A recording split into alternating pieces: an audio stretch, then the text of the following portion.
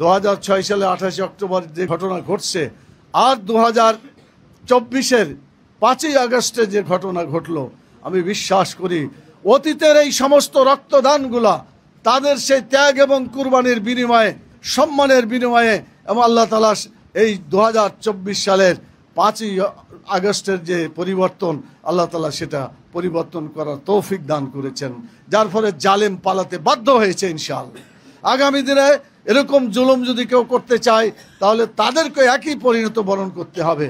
সম্মানিত ভাই এবং বোনেরা, কোরআন মাজিদে শাহাদাতের উপরে একটা কথা আছে। একটা আয়াত দুজন বলেছেন, একটি আয়াত আমি এখনো শুনি নাই, সেটাই বলি, এবং এটা খুব পরিচিত আয়াত আপনাদের জন্য। ওয়ালা তাকুলু লিমান ইউকতালু ফি সাবিলিল্লাহি আমওয়াত বাল আহইয়াউ ওয়ালাকিন লা তাশউরুন।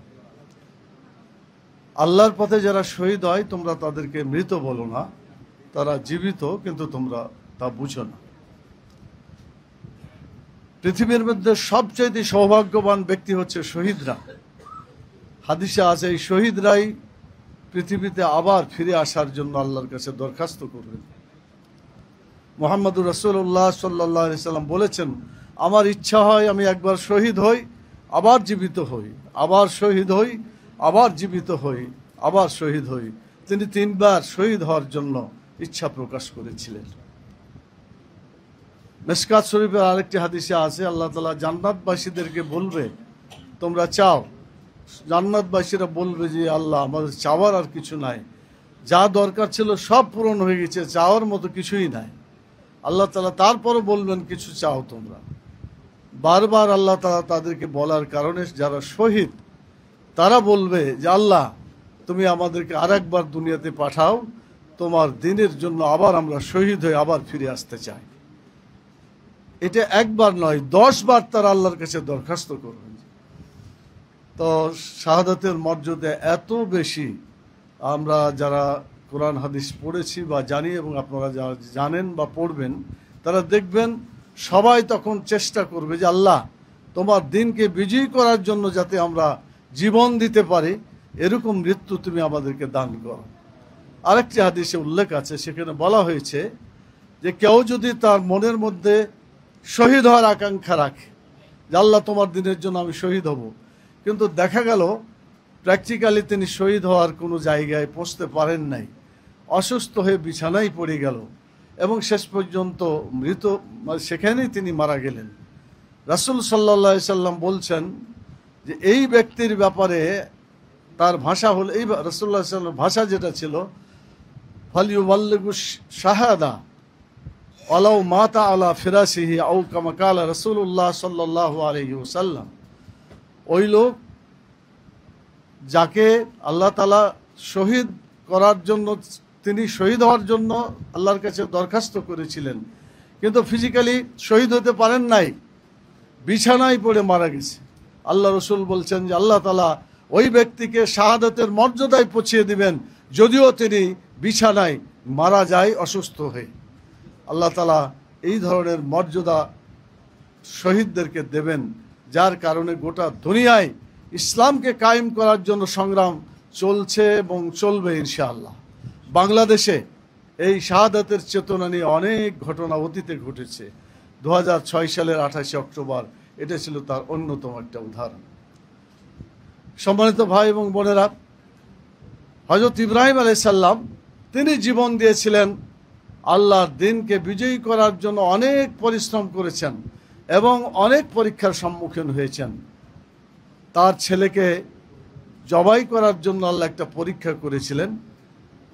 নিজের ছেলেকে জবাই করা কত কঠিন, তারপরেও তিনি সেটা হাসি মুখে নিয়ে ছেলেকে জবাই করার জন্য উদ্যত হয়েছিল। আসলে তিনি জবাই করেছিলেন, কিন্তু জবাইটা হয় নাই, বাস্তবায়িত হয় নাই, এটা আল্লাহ তাআলার ইচ্ছার কারণেই।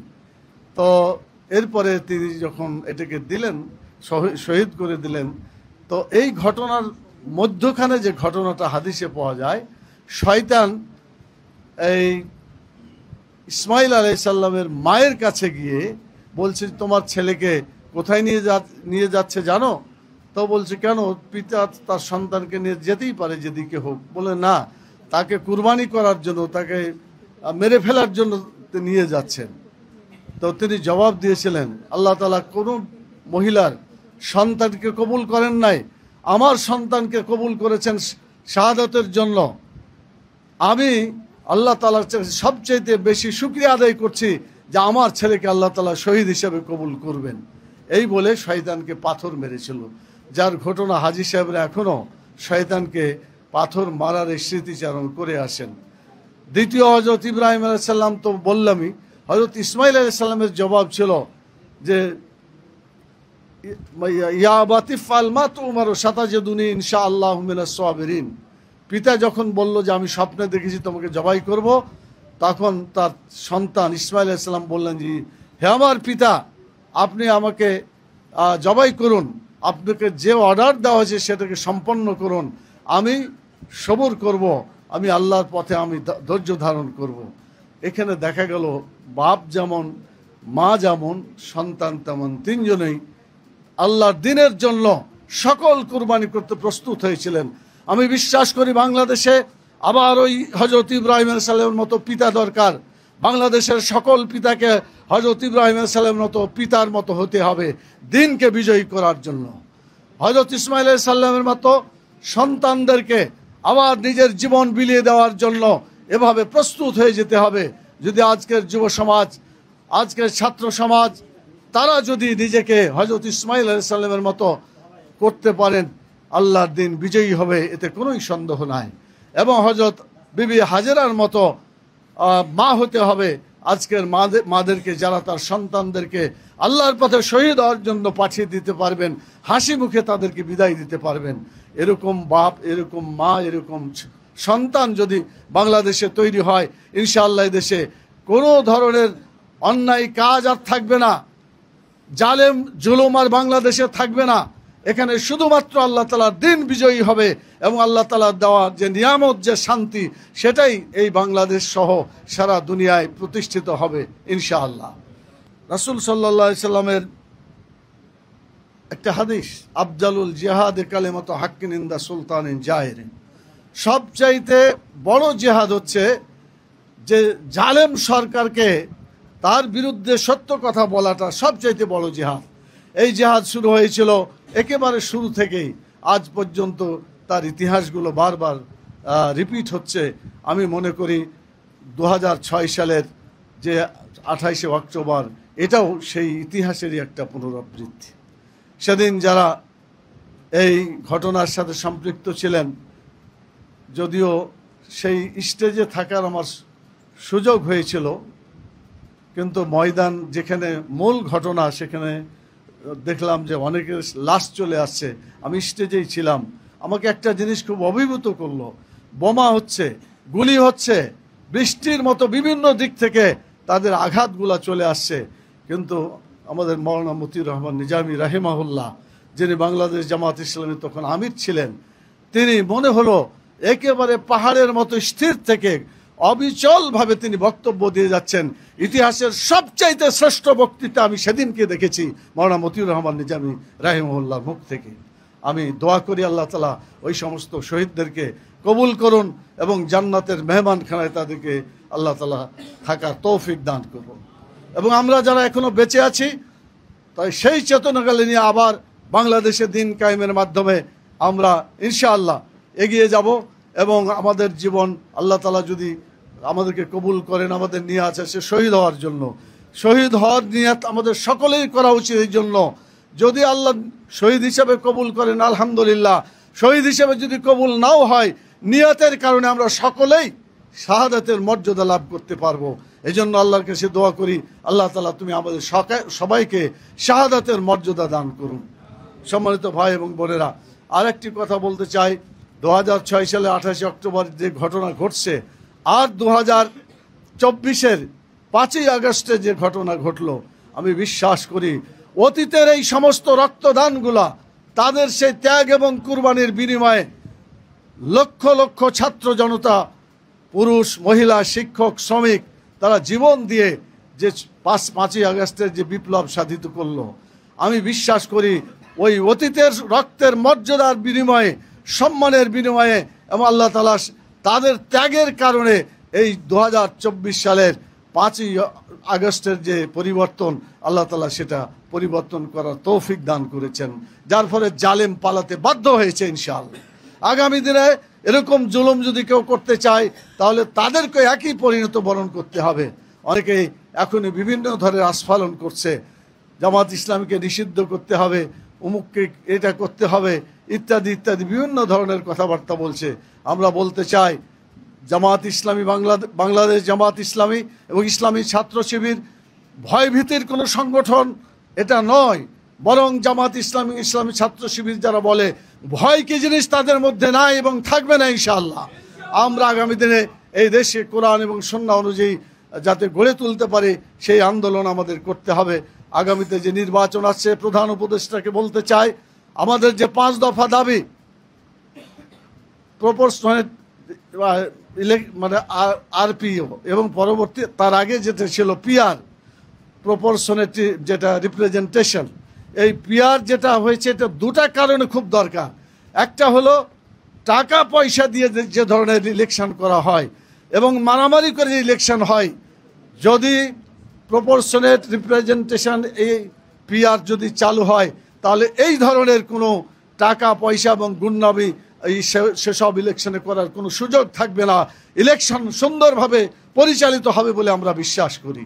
সেই জন্য বাংলাদেশের ইলেকশন এই ধারার মধ্য দিয়ে, পিআরের মধ্য দিয়ে যাতে প্রতিষ্ঠিত হয়, এটার জন্য আমরা বর্তমান সরকারকে বলেছি যদি কেউ বিরোধিতা করে তাহলে দরকার হলে জনগণের মতামত নিয়ে গণভোটের ব্যবস্থা করতে হবে। আর গণভোট কারা ভয় করে? যারা মানুষকে ভয় করে, যারা মানুষের মতামতকে ভয় করে, তারা এই গণভোটকে বাধা দিতে পারে। সেই জন্য আমরা বলতে চাই গণভোটের মাধ্যমে এটার সমাধান হয়েই তারপরে নির্বাচন হওয়া উচিত। সম্মানিত ভাই এবং বোনেরা, আমি সেই কথা বলে বাকি যে আরও 4টা দাবি আর উল্লেখ করতে চাই না। ইতিমধ্যে আপনারা জেনেছেন লেভেল প্লেয়িং ফিল্ডে সহ যারা অন্যায় অত্যাচার নির্যাতন করেছে তার বিচার এবং সংস্কার, এবং যারা ওই সময় ফ্যাসিস্ট সরকারকে মানে বেঁচে থাকতে দীর্ঘায়িত করতে যারা সাহায্য করেছিল, বিশেষ করে জাতীয় পার্টি এবং 14 দল, এরা যদি না থাকতো, এরা যদি তাদেরকে সহযোগিতা না করতো তাহলে এত বোধহয় ধ্বংসাত্মক কার্যক্রম ফ্যাসিস্ট সরকার করার সাহস হতো না এবং তারা সে সুযোগ পেত না। কিন্তু অন্যায় করা এবং অন্যায়কে সাহায্য করা এটা কি কিন্তু আলাদা জিনিস না সমান? আপনারা নিশ্চয়ই এটা বিবেকের কাছে প্রশ্ন করলে এটাই পাওয়া যাবে। অন্যায় করা এবং অন্যায়কে সাহায্য করা সমান অপরাধ। অতএব ফ্যাসিস্টের যে পরিণতি হয়েছে বাকি এই শক্তিগুলোরও একই পরিণত হওয়া উচিত, এটাই আমরা দাবি করেছি এবং জনগণ এটাই দাবি করে। সম্মানিত ভাই এবং বোনেরা, আমি আপনাদেরকে শেষ কথা বলি এভাবে যে আসুন, দুনিয়ার জীবনটা খুবই ছোট জীবন, সংক্ষিপ্ত জীবন। আমাদের জীবন আখেরাতটা হচ্ছে প্রকৃত জীবন। বাংলাদেশ জামাত ইসলামী একটি সংগঠন যারা শুধু দুনিয়ার চিন্তা করে না, কোটি কোটি বছরে আরামে থাকার জন্য আখেরাতের জীবন নিয়ে যারা চিন্তা করে। সেই জন্য আসুন আমরা দুনিয়ার জীবনকে সুন্দর করব আখেরাতে বসবাস করার জন্য, আরামের জন্য। রব্বানা আতিনা ফিদ দুনিয়া হাসানা ওয়া ফিল আখিরাতি হাসানা। আল্লাহ তাআলা দুনিয়ার কল্যাণও দাও এবং আখেরাতের কল্যাণ দাও এবং জাহান্নামের আগুন থেকে তুমি আমাদেরকে বাঁচাও। আল্লাহ তাআলার কাছে এই দোয়া করে এবং আগামী দিনে বাংলাদেশের জনগণকে টেকনাফ থেকে তেঁতুলিয়া পর্যন্ত আগামী দিনে যে নির্বাচন হবে সেই নির্বাচনের টার্গেট হচ্ছে এটা, যেখানে আমরা আল্লাহর আইন চাই, সৎলোকের শাসন চাই। আর এই আল্লাহর আইন চাই, সৎলোকের শাসন চাই যাতে বিজয় লাভ করে। সেজন্য আগামী দিনে দাঁড়িপাল্লাকে বিজয় করে বাংলাদেশের ইতিহাসে সবচেয়ে সুন্দর একটা নির্বাচন দেওয়ার জন্য আমি বর্তমান সরকারকে আহ্বান জানাচ্ছি এবং বলতে চাই জনগণের ভাষা হয়ে গেছে, এই দল দেখেছি, সে দল দেখেছি, এই মতবাদ দেখেছি, সেই মতবাদ দেখেছি, কিন্তু আমরা একটা দলকে দেখি নাই, একটা মতবাদ দেখি নাই, সেটা হলো ইসলামী মতবাদ আমরা দেখি নাই, জামাতকে আমরা দেখি নাই। অতএব আগামী দিনে জামাতকে, ইসলামকে বিজয়ী করার জন্য জনগণ সিদ্ধান্ত নিয়েছে। এই ফর্মুলা টেকনাফ থেকে তেঁতুলিয়া পর্যন্ত সকলের কাছে আজকে আপনারা শুনতে পাচ্ছেন, আমরাও শুনতে পাচ্ছি।